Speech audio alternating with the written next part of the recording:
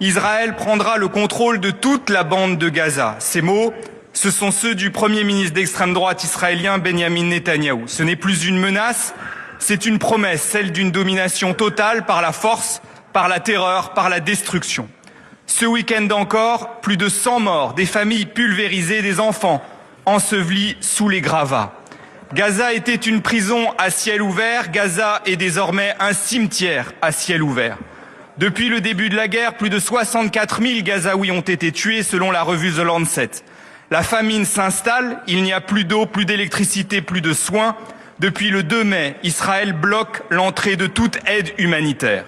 Et l'ONU alerte. Si l'aide n'est pas acheminée dans les 48 heures, 14 000 nourrissons pourraient mourir.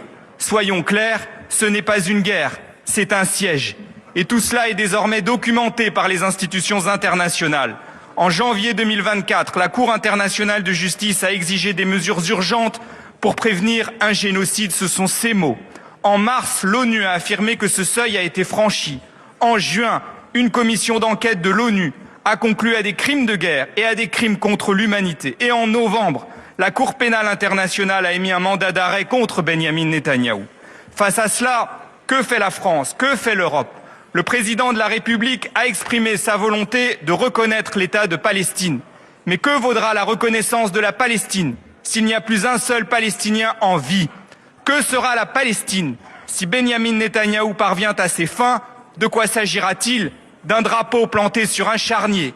Les mots ne suffisent plus, il faut des actes. Combien d'images insoutenables d'enfants déchiquetés et de femmes ensevelies avant que la France ne prenne ses responsabilités?